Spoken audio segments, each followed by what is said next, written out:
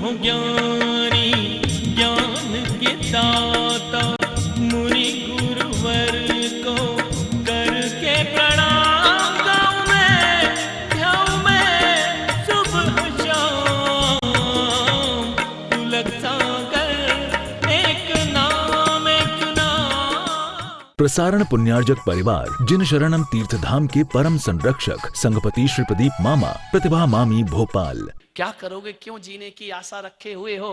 जब 80 साल में आदमी कुछ नहीं कर सका, 20 साल में आदमी कौन से झंडे गाड़ देगा? इनका बताओ 80 साल में क्या किया है तुमने अपने जीवन में?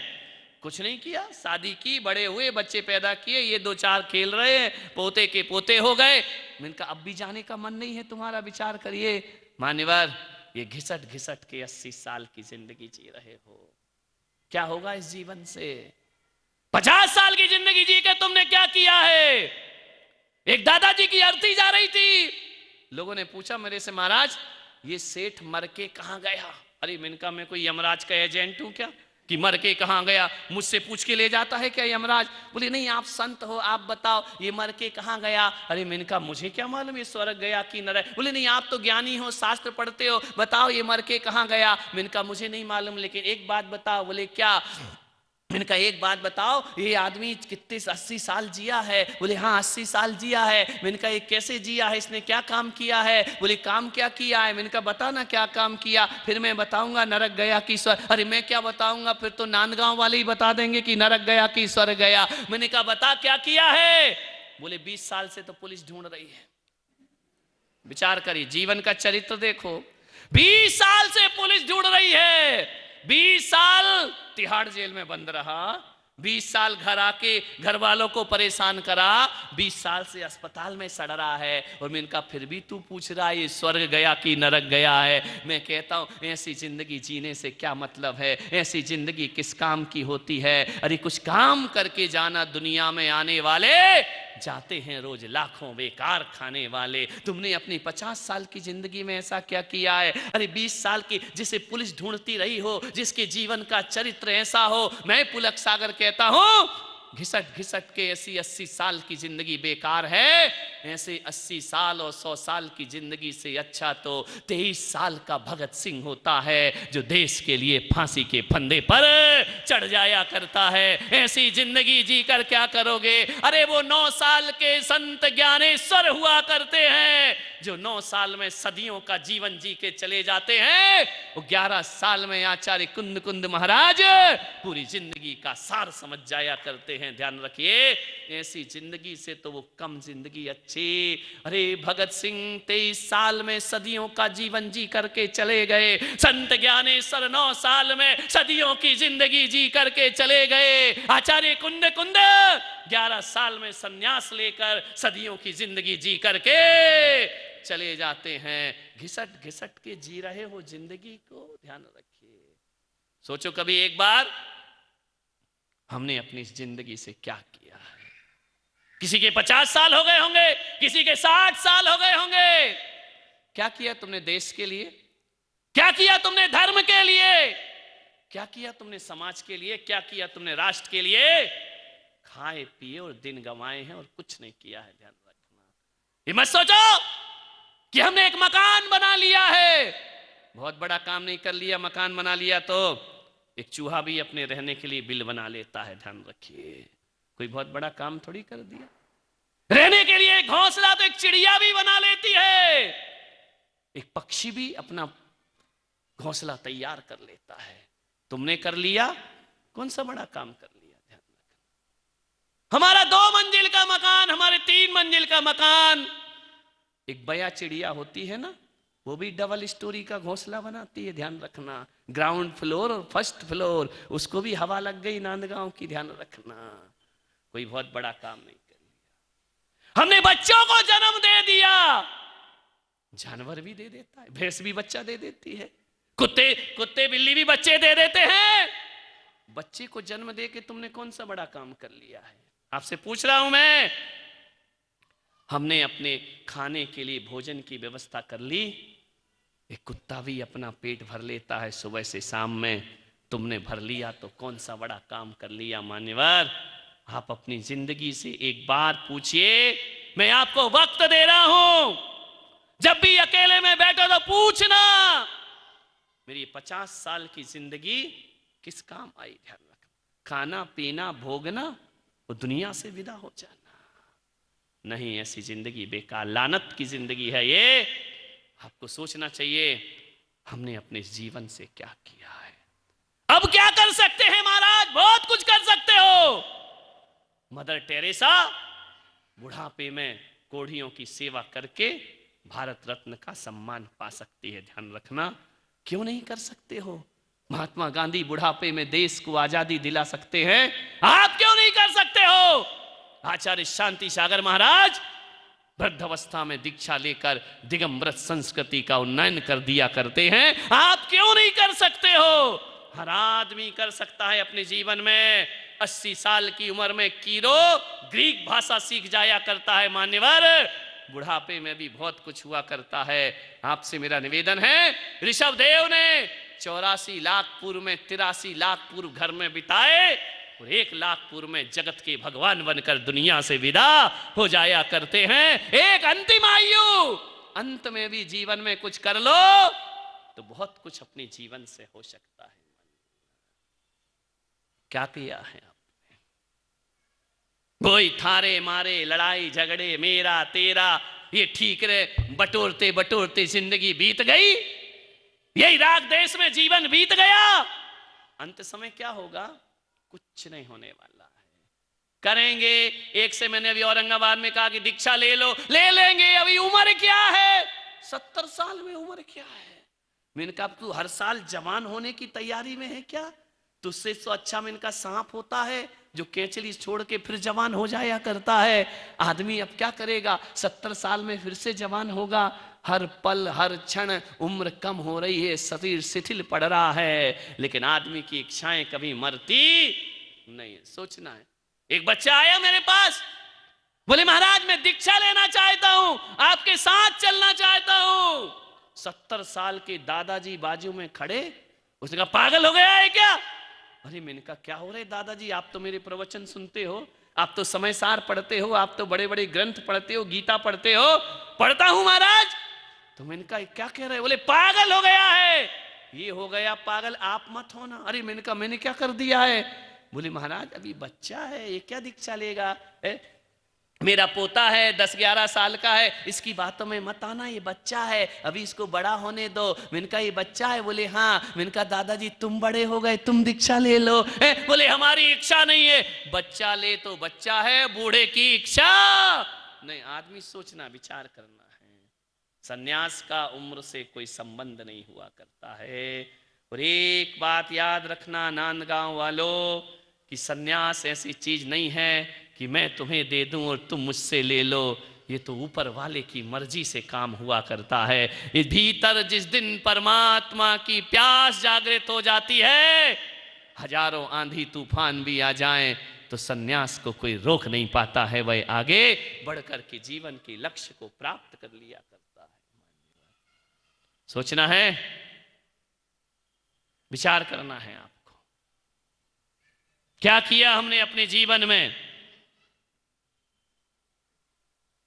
जिंदगी किस काम आई हमारी? पता चलेगा कुछ भी काम नहीं।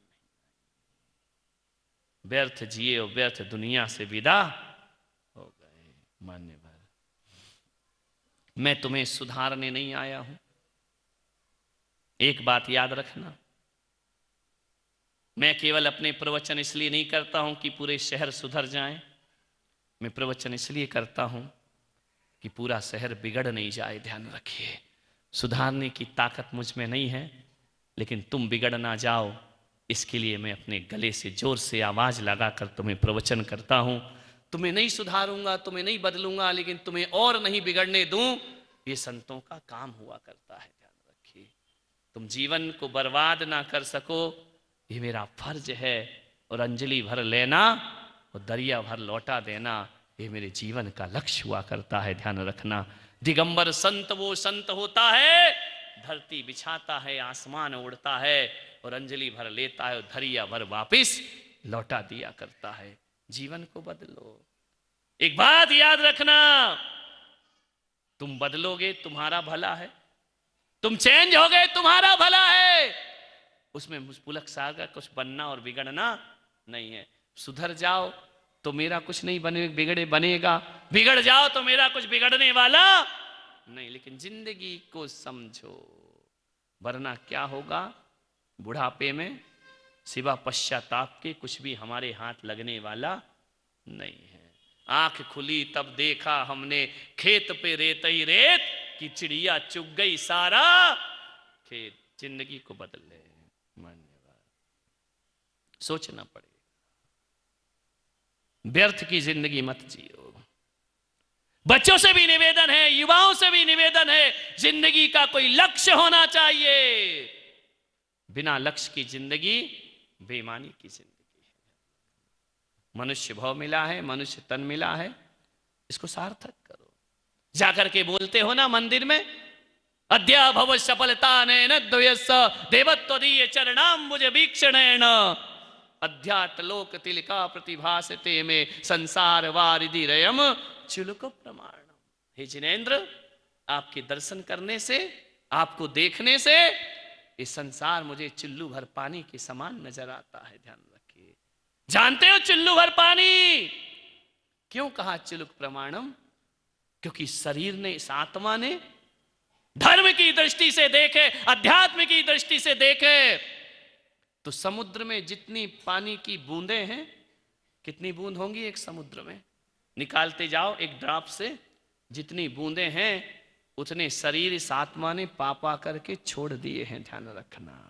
84 लाख योनियों में इतने शरीर अपन ने पाए हैं और छोड़े हैं। समुद्र के पानी को एक एक बूंद निकाल के अलग रखो, जब वो खत्म हो जाए तब समझना 84 लाख योनियां खत्म हुई हैं हमारी। इतने शरीर को हमने पाके छोड़ा है। मगर हे जिनेंद्र, जब मैं तुम्हारे पास आता हूं तो ऐसा लगता है कि वो संसार के समुद्र का जल मैंने चिल्लू में उठा लिया हो। अब उतने शरीर नहीं, अब मुझे केवल इतने ही शरीर धारण करना है। ये भगवान की भक्ति और पूजा का प्रसाद हुआ करता है। मेरा भव सीमित हो गया, मेरा संसार सीमित हो गया है। एक बात याद रखना, लोग कहते हैं कि संसार बड़ा होता है, मैं पुलक सागर कहता हूं संसार बड़ा नहीं होता। आदमी की इच्छाएं बड़ी हुआ करती हैं, आदमी की आकांक्षाएं बड़ी हुआ करती हैं। संसार कोई बड़ा नहीं होता। जिसकी इच्छाएं सीमित हो गई उसका संसार चिल्लू भर पानी के समान होता है, और जिसकी इच्छाएं अनंत हैं उसका संसार समुद्र भर पानी के बराबर हुआ करता है। इच्छाओं पर थोड़ा विराम दो। इच्छाओं पर विराम देने के लिए मैं ये नहीं कह रहा हूं कि आप घरों में जाकर के बैठ जाओ, नहीं, कुछ नेक काम करो, दूसरी इच्छाएं पैदा ही नहीं होंगी आदमी की। निठल्ला आदमी जब बैठता है ना, तब मन में गलत विचारों का जन्म हुआ करता है। सृजन में दृष्टि लगाओ, सृजनात्मक कार्य करो, जीवन बहुत अच्छा हो जाएगा। मान्यवर, मेरा आपसे निवेदन है, सोचना है, जब भी कहीं कोई निंदा आलोचना तुम्हारी हो रही हो, मैं पुलक सागर कहता हूं उस समय तुम बहरे बन जाना। ध्यान रखना, अच्छे बनने का सूत्र, कोई तुम्हारी बुराई कर रहा है, कोई तुम्हारी निंदा कर रहा है, तुम्हारे कान वहां नहीं जाना चाहिए। उस समय आपको बहरे बन जाना चाहिए।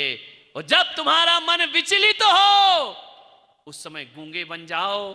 और जब कोई दृश्य तुम्हारे मन को विकार पैदा करे उस समय तुम्हें अंधे बन जाना चाहिए। ध्यान रखिए। और हर कार्य में अपनी जिंदगी को सार्थक बनाना है, अच्छे विचारों को जन्म दो, क्योंकि जो विचार हैं वही आचरण होते हैं, और जो आचरण है वही हमारा जीवन बन जाया करता है। आपसे निवेदन है, सोचना है। दुनिया में किसी से किसी को कुछ नहीं मिलता है।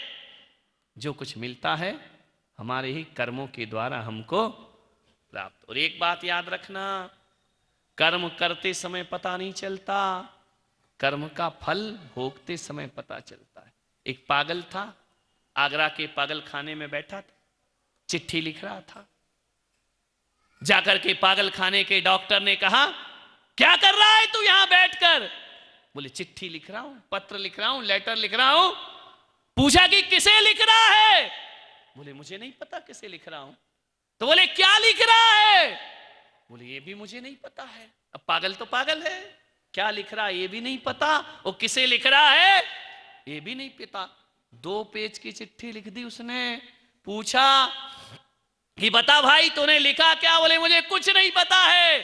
तो कर क्या रहा था? बोले चिट्ठी लिख रहा था। किसको लिख रहा? बोले नहीं मालूम। वाह रे पागल इंसान। तो बोले तुझे पता कैसे चलेगा चिट्ठी क्या क्या लिखा है? बोले जब मैं इस चिट्ठी को फोल्ड करूंगा, इसको एनवेलप में रखूंगा, फिर उसमें गम लगाऊंगा, फिर उसमें स्टाम्प लगाऊंगा, फिर ये पोस्ट ऑफिस में जाएगी, पोस्ट ऑफिस की स्टैंप लगेगी। तो बोले फिर क्या होगा?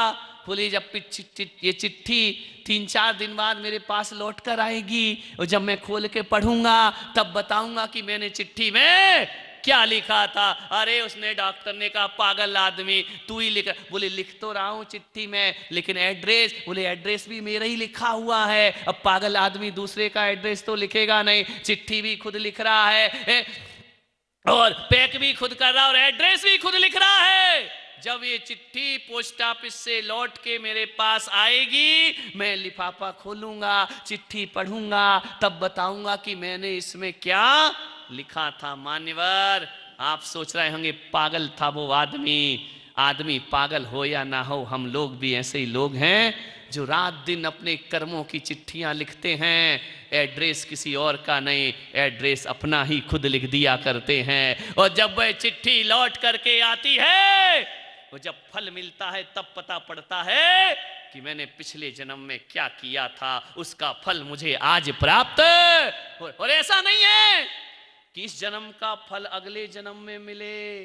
कुछ कर्म ऐसे हैं जिनका फल तुरंत मिलता है, कुछ कर्म ऐसे हैं जिनका फल साल भर बाद मिलता है, कुछ कर्म ऐसे होते हैं जिनका फल बुढ़ापे में मिलता है, और कुछ कर्म ऐसे होते हैं जिनका फल इस जन्म में नहीं अगले जन्म में प्राप्त हुआ करता है। वो कौन से कर्म हैं जिनका फल अभी मिलता है? अभी चाहिए तुमको फल? बाजू वाली को एक चांटा मार के देखो, ये फल 8 दिन बाद मिलेगा या तुरंत मिलेगा? बोलो बोलो नांदगांव बोलो।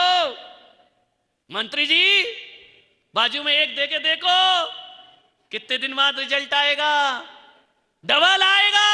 ध्यान रखना, कुछ कर्मों का फल तुरंत मिलता है। किसी को गाली दे के देखो, वो क्या कहेगा? अभी नहीं 1 साल बाद जवाब दूंगा, तुरंत जवाब दे देगा। ध्यान रखना है, कुछ कर्मों का फल तुरंत मिलता है। प्रसारण पुण्यार्जक परिवार जिन शरणम तीर्थधाम के परम संरक्षक संघपति श्री प्रदीप मामा, प्रतिभा मामी भोपाल।